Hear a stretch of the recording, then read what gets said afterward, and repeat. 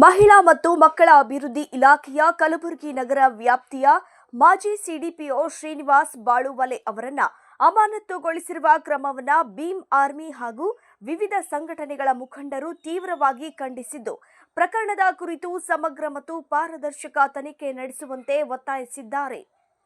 ನಗರದಲ್ಲಿ ಬುಧವಾರ ನಡೆದ ಸುದ್ದಿಗೋಷ್ಠಿಯಲ್ಲಿ ಮಾತನಾಡಿದ ಮುಖಂಡರು, 2024ರಿಂದ 25ನೇ ಸಾಲಿನ ಅಂಗನವಾಡಿ ಸಹಾಯಕಿಯರ ನೇಮಕಾತಿ ಪ್ರಕ್ರಿಯೆಯಲ್ಲಿ ನಡೆದಿರುವ ಅಕ್ರಮಗಳ ಹೊಣೆಯನ್ನ ಉದ್ದೇಶಪೂರ್ವಕವಾಗಿ ಶ್ರೀನಿವಾಸ್ ಬಾಳುವಲೆ ಅವರ ಮೇಲೆ ಹೊರಿಸಲಾಗುತ್ತಿದೆ ಎಂದು ಆರೋಪಿಸಿದರು. ನೇಮಕಾತಿ ಪ್ರಕ್ರಿಯೆಯ ಅಂತಿಮ ಹಂತದ ಕೆಲವೇ ದಿನಗಳ ಮುಂಚೆ ಶ್ರೀನಿವಾಸ್ ಬಾಳುವಲೆ ಅವರು ಸಿಡಿಪಿಒ ಹುದ್ದೆಯ ಅಧಿಕಾರ ವಹಿಸಿಕೊಂಡಿದ್ದರು.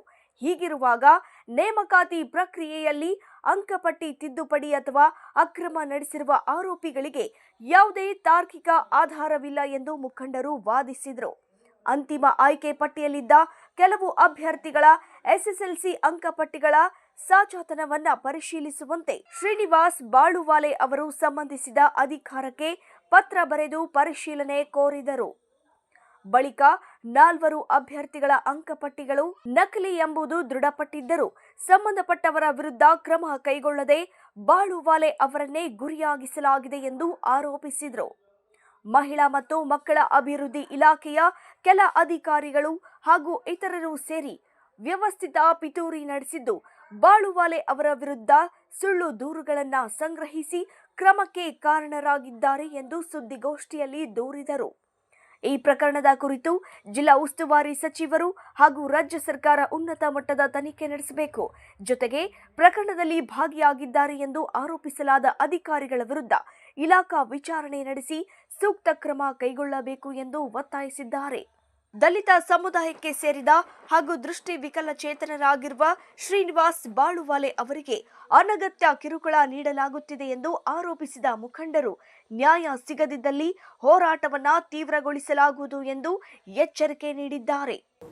ಪತ್ರಿಕಾಗೋಷ್ಠಿ ಮಾಡೋ ಉದ್ದೇಶ ಏನಪ್ಪ ಅಂತಂದರೆ, ಈ ಕಲಬುರಗಿ ಜಿಲ್ಲೆಯಲ್ಲಿ ಆ ದಲಿತ ಅಧಿಕಾರಿಗಳಿಗೆ ಸೇವೆಯನ್ನು ಮಾಡೋ ಸಲುವಾಗಿ ಸೇವೆ ಮಾಡೋನು ಕೊಡಲಾರದಂಥ ಆ ಮನೋಸ್ಥಿತಿ ಇರುವಂಥ ಮಹಿಳಾ ಮತ್ತು ಮಕ್ಕಳ ಕಲ್ಯಾಣ ಅಭಿವೃದ್ಧಿ ಇಲಾಖೆಯ ಉಪನಿರ್ದೇಶಕರಾಗಿರುವಂಥ ರಾಜ್ಕುಮಾರ್ ರಾಠೋಡ್ ಮತ್ತು ಅಂದಿನ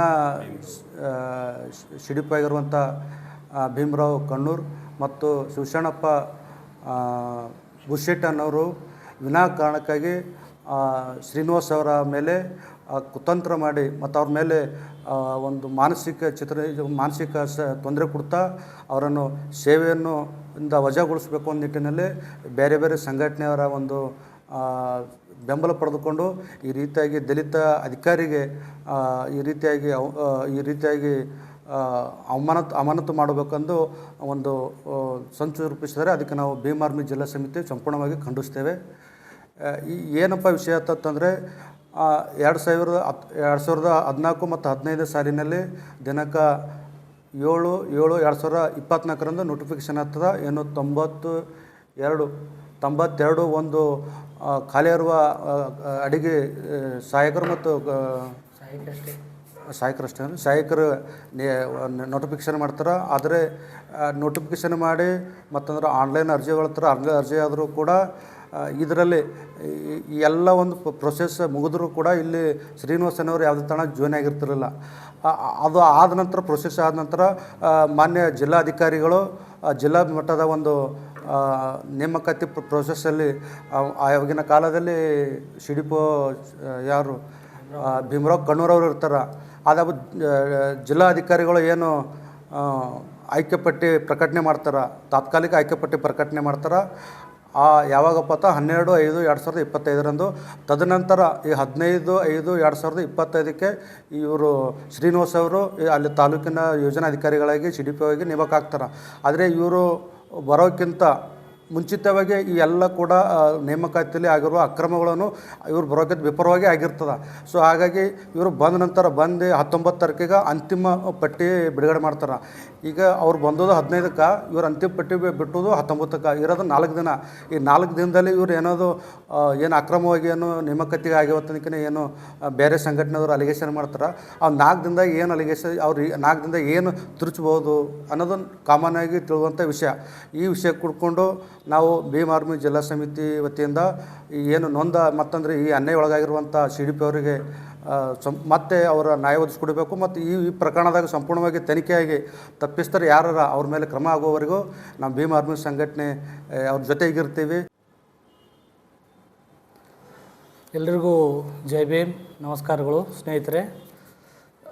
ಇವತ್ತಿನ ದಿವಸ ನಾವು ಈ ಒಂದು ಪತ್ರಿಕಾಗೋಷ್ಠಿ ಮಾಡಲು ಕಾರಣ ಏನಪ್ಪ ಅಂದ್ರೆ, ಕಲಬುರಗಿ ಜಿಲ್ಲೆಯ ಕಲಬುರಗಿ ನಗರದಲ್ಲಿ ಏನು ಮಹಿಳಾ ಮತ್ತು ಮಕ್ಕಳ ಇಲಾಖೆ ಏನಿದೆ CDPO ಕಚೇರಿ ನಗರದ್ದು, ಇಲ್ಲಿ ಏನಾಗಿದೆ ಅಂದರೆ ಒಬ್ಬ ದಕ್ಷ ಮತ್ತು ಪ್ರಾಮಾಣಿಕ ಅಧಿಕಾರಿ ಶ್ರೀ ಶ್ರೀನಿವಾಸ್ ಬಾಳ್ವಾಳೆ ಎನ್ನುವಂಥವ್ರ ಮೇಲೆ ಕೆಲವು ಜನ ಭ್ರಷ್ಟ ಅಧಿಕಾರಿಗಳು ಸೇರಿ ಗುಂಪು ಕಟ್ಟಿಕೊಂಡು ಬೇರೆ ಸಂಘಟನೆಗಳ ಸಹಾಯದಿಂದ ಅವರಿಗೆ ಸುಳ್ಳು ಆರೋಪ ಮಾಡಿ ಅವ್ರಿಗೇನಪ್ಪ ಅಂದರೆ ಇವತ್ತಿನ ದಿವಸ ಸಸ್ಪೆಂಡ್ ಏನೋ ಆರ್ಡರ್ ಮಾಡ್ಲಿಕ್ಕೇನಪ್ಪ ಅಂದ್ರೆ ಕಾರಣಕರ್ತರಾಗ್ಯಾರ. ಅದಕ್ಕೆ ಮಾನಸಿಕ ಹಿಂಸೆಗಳು ಒಳಪಡಿಸಿ ವಿನಾಕಾರಣ ಯಾವುದೇ ತಪ್ಪಿಲ್ಲದ ಒಬ್ಬ ಪ್ರಾಮಾಣಿಕ ಒಂದು ಅಧಿಕಾರಿ ಈ ರೀತಿ ಮಾಡಿರೋದು ಒಂದು ಖಂಡಿಸಿ ನಾವು ಭೀಮ್ ಆರ್ಮಿ ಸಂಘಟನೆ ಅವ್ರ ಬೆಂಬಲವಾಗಿ ಇವತ್ತಿನ ದಿವಸ ನ್ಯಾಯಕ್ಕಾಗಿ ಬೇಡಿಕೆ ಇಡ್ತಾ ಇದ್ದೀವಿ.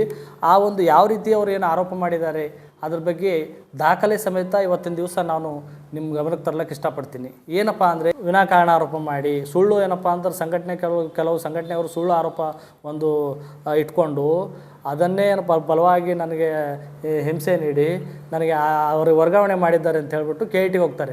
KIT ಹೋದ ತಕ್ಷಣ ಅವ್ರಿಗೆ ಏನಾಗುತ್ತೆ, ಸ್ಟೇ ಸಿಗುತ್ತೆ ಎನ್ನುವ ಗೊತ್ತಾಗೋಷ್ಟರಲ್ಲಿ ಸ್ಟೇ ಸಿಗ್ತಾ ಇದೆ ಅಂತ ಹೇಳಿ ತಿಳ್ಕೊಂಡು ಏನು ಮಾಡ್ತಾರೆ, ಮತ್ತೆ ಒಂದು ಸಾರವಾಡಿಗೆ ಏನಪ್ಪ ಅಂದ್ರೆ ಕರೆ ಮಾಡಿ, ಬೇಕಾದರೆ ಸಾರವಾಡ ಮತ್ತು ಅವನು ಯಾವ ಭೂಶೆಟ್ಟಿ ಇದ್ದಾನೆ, ಭೂಶೆಟ್ಟಿ ಸಾರವಾಡ ಭೀಮರಾವ್ ಕಣ್ಣೂರ್ ಮತ್ತು ಏನಪ್ಪ DD ಇವ್ರದ್ದೆಲ್ಲರದ್ದು CDR ಚೆಕ್ ಮಾಡಬೇಕು.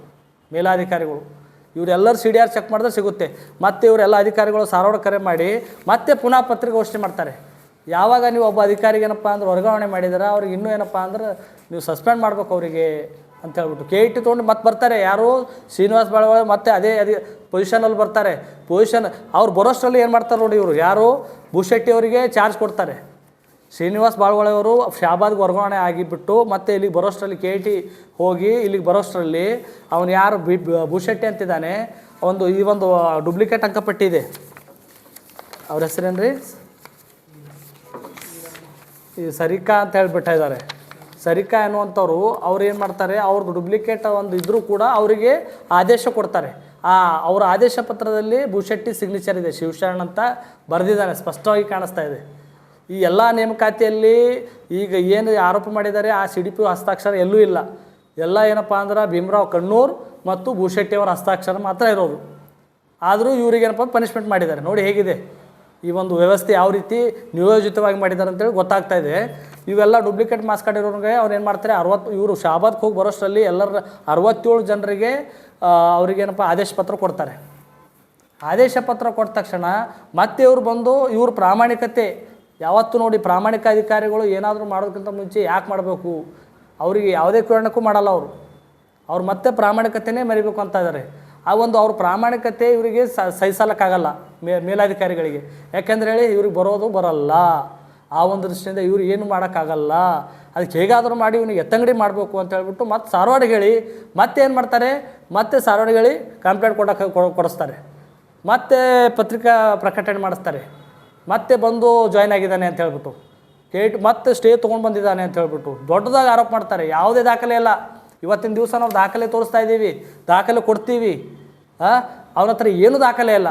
ಅವನೇನು ಮಾಡ್ತಾನೆ, ಮತ್ತೆ ಅವ್ರ ಮೇಲೆ ಆರೋಪ ಮಾಡ್ತಾನೆ. ಅವಾಗ ಮತ್ತೇನು ಮಾಡ್ತಾರೆ, ಅವರಿಗೆ ಬಾಲ್ಕಿ ವರ್ಗಾವಣೆ ಮಾಡ್ತಾರೆ. ನೋಡಿ, ನಾನು ಮಾನ್ಯ ನಿರ್ದೇಶಕರು ಅವರು ಏನೇ ಒಂದು ಅವ್ರಿಗೆ ಆರೋಪ ಬಂದಾಗ ಅದು ನಿಜಾನ ತಪ್ಪ ಅದ್ರ ಬಗ್ಗೆ ತಿಳ್ಕೊಬೇಕಲ್ಲ, ತನಿಖೆ ಮಾಡಬೇಕಲ್ಲ. ಏನೂ ಮಾಡಿಲ್ಲ. ನೋಡಿರಿ, ಒಬ್ಬ ವ್ಯಕ್ತಿದು ಪ್ರಾಣಕ್ಕಿಂತ ದೊಡ್ಡದು ಮಾನ ಅಂತಾರೆ. ಇಲ್ಲಿ ಒಬ್ಬ ಅಧಿಕಾರಿ ಮಾನ ಯಾವ ರೀತಿ ಹರಾಜಾಗ್ತಾ ಇದೆ ನೋಡಿ. ಏನು ಮಾಡಬೇಕು? ನಾವು ಎಷ್ಟೋ ಮಾಧ್ಯಮದಲ್ಲಿ ನೋಡಿದ್ದೀವಿ, ಅಧಿಕಾರಿಗಳು ಆತ್ಮಹತ್ಯೆ ಕೊಂಡಿರೋದು. ಯಾವ ಕಾರಣಕ್ಕೆ ಅಂತೇಳಿ ಇವಾಗ ನಮಗೆ ಗೊತ್ತಾಗ್ತಾ ಇದೆ. ವಿನಾಕಾರಣ ಆರೋಪ ಮಾಡಿ ಈ ರೀತಿ ಅಧಿಕಾರಿಗಳಿಗೆ ಹಿಂಸೆಗೊಳಪಡಿಸಿ ಮಾನಸಿಕ ಹಿಂಸೆ ನೀಡಿ ಅವ್ರಿಗೇನಪ್ಪ ಅಂದ್ರೆ ಈ ರೀತಿ ಮಾಡ್ಕೊಳ್ಳೋಕೆ ಅವಕಾಶ ಕೊಡ್ತಕ್ಕಂಥ ಇಂಥ ನಾಲಾಯಕರೇ, ಇಂಥ ಏನಿದೆ ಭ್ರಷ್ಟ ಅಧಿಕಾರಿಗಳ ಗುಂಪು ಮತ್ತು ಈ ರೀತಿ ದುಡ್ಡು ತೊಗೊಂಡು ಕೆಲಸ ಮಾಡ್ತಕ್ಕಂಥ ಕೆಲವು ಸಂಘಟನೆಗಳು ಅಧಿಕಾರಿಗಳಿಗೆ ಏನು ಮಾಡ್ತಾ ಇದ್ದಾರೆ, ಹಿಂಸೆ ನೀಡಿ ಪನಿಷ್ಮೆಂಟ್ ಮಾಡ್ತಾ ಇದ್ದಾರೆ. ಅದನ್ನು ಮನನೊಂದು ಎಷ್ಟೋ ಅಧಿಕಾರಿಗಳು ಆತ್ಮಹತ್ಯೆ ಮಾಡ್ಕೊಂಡಿದ್ದಾರೆ. ನಾನು ನೇರವಾಗಿ ಆರೋಪ ಮಾಡ್ತಾ ಇದ್ದೀನಿ. ಅದೇ ಇವ್ರಿಗೆ ಏನು ಮಾಡ್ತಾರೆ, ಬಾಲ್ಕಿಗೆ ವರ್ಗಾವಣೆ ಮಾಡ್ತಾರೆ. ಮತ್ತೆ ಬಾಲ್ಕಿಗೆ ವರ್ಗಾವಣೆ ಮಾಡಿ ಇವಾಗ ಮತ್ತೆ ವರ್ಗಾವಣೆ ಮಾಡಿದಲ್ಲದೆ ಬಾಲ್ಕಿಯಲ್ಲಿ ಜಾಯ್ನ್ ಆಗೋಕ್ಕೆ ಹೋಗಿದ್ರು ಕೂಡ ಅಲ್ಲೂ ಕೂಡ ಅವರು ಕಂಪ್ಲೇಂಟ್ ಮಾಡ್ತಾರೆ. ನೋಡಿ, ಒಬ್ಬ ದಲಿತ ಒಬ್ಬ ಅಧಿಕಾರಿ ತಾನು ಕೆಲಸ ಮಾಡಬೇಕು, ಪ್ರಾಮಾಣಿಕ ಅಧಿಕಾರಿ, ದಕ್ಷ ಅಧಿಕಾರಿ, ಕೆಲಸ ಮಾಡೋಕ್ಕೆ ಬಿಡಲ್ಲ ಇವರು. ಯಾವ ರೀತಿ ಹಿಂಸೆ ಕೊಡ್ತಾ ಇದ್ದಾರೆ. ಪರಿಶಿಷ್ಟ ಜಾತಿ ಅಧಿಕಾರಿಗೆ ಏನಪ್ಪ ಅಂದರೆ ನೇರವಾಗಿ ವಿನಾಕಾರಣ ಆರೋಪ ಮಾಡಿದ್ದ ಒಂದು ಆರೋಪ ಗಂಭೀರವಾಗಿ ಪರಿಗಣಿಸಿ ಅವನ ಮೇಲೆ ಸುಮೋಟೋ ಅಟ್ರಾಸಿಟಿ ಕಾಯ್ದೆ ಅಡಿಯಲ್ಲಿ ಏನಪ್ಪ ಅಂದ್ರೆ ಕೇಸ್ ದಾಖಲಿಸಬೇಕು. ಅವ್ರಿಗೇನಪ್ಪ ಕೂಡಲೇ ಅವನಿಗೆ ವಜಾಗೊಳಿಸ್ಬೇಕು.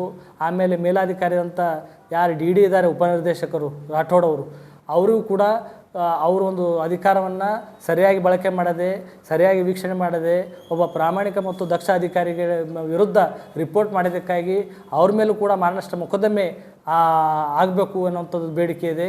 ಅದೇ ರೀತಿಯಾಗಿ ಇನ್ನುಳಿದ ಎಲ್ಲ ಅಧಿಕಾರಿಗಳು ಕೂಡ ಅವರೂ ಕೂಡ ಒಬ್ಬ ದಕ್ಷ ಅಧಿಕಾರಿ ವಿರುದ್ಧ ವಿನಾಕಾರಣ ಕ್ರಮ ಕೈಗೊಂಡಿದ್ದಕ್ಕಾಗಿ ಅವರ ಒಂದು ಪರಿಶೀಲನೆ ಮಾಡದೇ ಇರೋದಕ್ಕಾಗಿ ಅವರ ಒಂದು ಹುದ್ದೆಗೆ ಅವ್ರು ಯೋಗ್ಯ ಅಲ್ಲ ಅಂತ ಪರಿಗಣಿಸಿ ಅವರಿಗೂ ಕೂಡ ಕಠಿಣ ಶಿಕ್ಷೆಗೆ ಒಳಪಡಿಸಬೇಕು ಅಂತ ಹೇಳಿ ನಮ್ಮ ಬೇಡಿಕೆ ಇದೆ.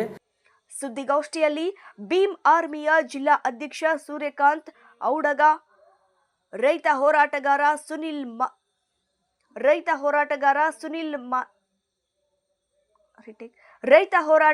ಸುನಿಲ್ ಮಾನಡ, ಜಿಲ್ಲಾ ಪ್ರಧಾನ ಕಾರ್ಯದರ್ಶಿ ಸೋಮಶೇಖರ ಬಂಗಾರಗಿ, ಜಿಲ್ಲಾ ಕಾರ್ಯದರ್ಶಿ ಸುಧೀರ್ ಹೊನ್ನಳ್ಳಿ, ರಾಜ್ಕುಮಾರ್ ಮೋಘಾ, ಸಿದ್ಧಾರ್ಥ್ ಎಂಕೆ ಹಾಗೂ